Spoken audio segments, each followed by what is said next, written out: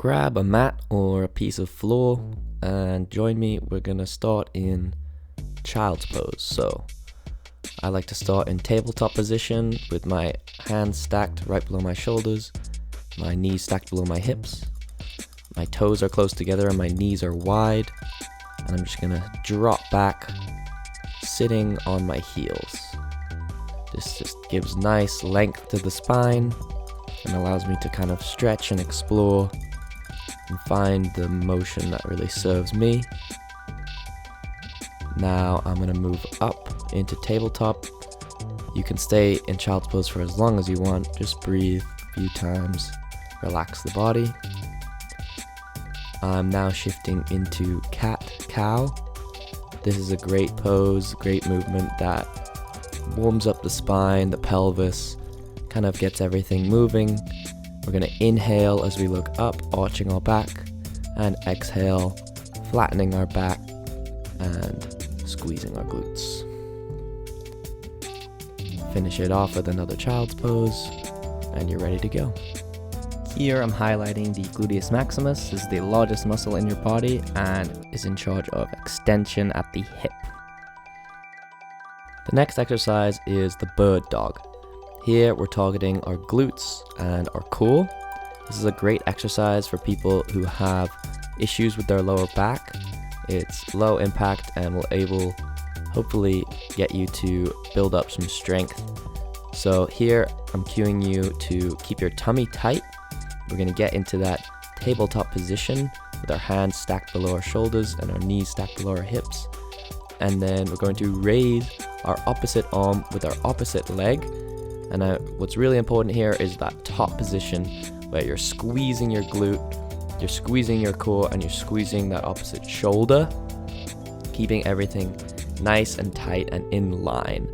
So you can either hold that top position between 5 to 8 seconds and maybe do 10 reps per side, maybe 3 sets, or you can just perform that sort of crunch motion where my elbow is moving towards my knee, then finding that top position once again.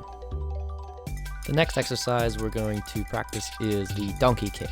This is targeting the glutes as well.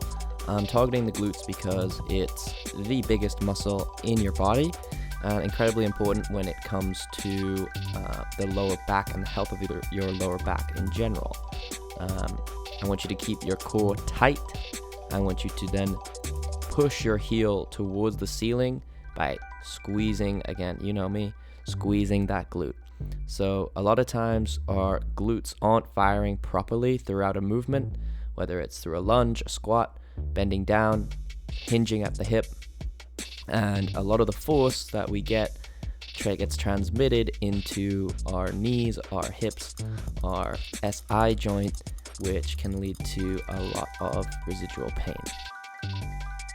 Here is a quick clip of the muscle action of the glute med. As you can see, it attaches the posterior lateral side of the pelvis and inserts to the head of the femur. Basically, it's in charge of abducting your leg or moving it sideways, as you can see in this angle. Last exercise I'm going to show you is the side plank. Side plank is going to target the glute med.